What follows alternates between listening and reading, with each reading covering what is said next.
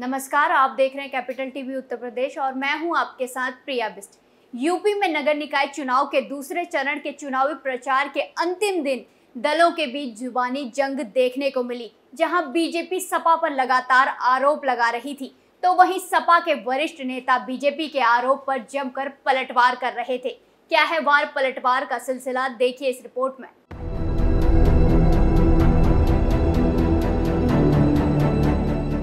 UP में नगर निकाय चुनाव के दूसरे चरण का प्रचार थम गया। वहीं 11 मई को 38 जनपदों में वोटिंग होगी। जहां चुनावी प्रचार का आखिरी दिन रहा, तो सियासी दलों के बीच तीखी जुबानी जंग देखने को मिलना तो लाजमी है। पहले बीजेपी समेत तमाम विरोधी दलों ने सपा के वरिष्ठ नेताओं में से अखिलेश यादव और शिवपाल सिंह यादव पर जमकर आरोप लगाए।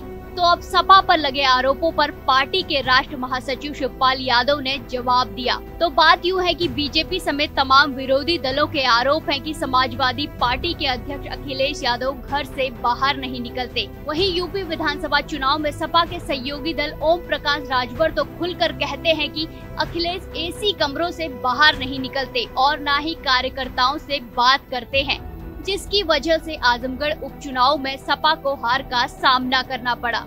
वहीं अब पार्टी अध्यक्ष पर लगे तमाम सवालों पर शिवपाल ने जवाब दिया। शिवपाल यादव का कहना है कि अखिलेश सपा के राष्ट्रीय अध्यक्ष हैं। वो पूरे देश में जाकर पार्टी को मजबूत करने का काम कर रहे हैं। वो पार्टी के संगठन और बीजेपी को सत्ता से कैसे हटाएं, इसके लिए जगह जगह जा रहे हैं। साथ ही शिवपाल ने बीजेपी को फेलियर बताते हुए निशाना साधा और कहा कि बीजेपी के बड़े बड़े नेता छोटे छोटे चुनाव में प्रचार करने पहुंच जाते हैं, तो क्या ये उनका फेलियर नहीं है? अब अखिलेश नहीं पहुंचे तो बड़ा तूल बन गया, लेकिन सपा के सारे कार्यकर्ता लगे हुए थे। वहीं आजमगढ़ में जीत की बात करते हुए शिवपाल ने कहा कि अगर अखिलेश आजमगढ़ जाते, 4-5 जनसभाएं भी कर देते तो आजमगढ़ में जीत पक्की थी और वो मुझे ही जिम्मेदारी देते तो मैं ही आजमगढ़ जिता देता। साथ ही शिवपाल ने बीजेपी पर विपक्ष का सम्मान न करने का आरोप लगाया और मुलायम सिंह यादव की बात करते हुए कहा कि नेताजी हमेशा विपक्ष का सम्मान करते थे।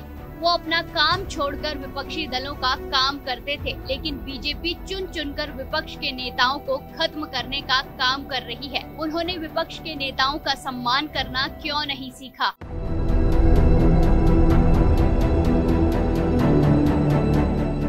चुनाव के बीच नेताओं की एक दूसरे के लिए चिढ़ साफ देखने को मिल रही है। कोई भी वार पर पलटवार करने से पीछे नहीं हट रहा है।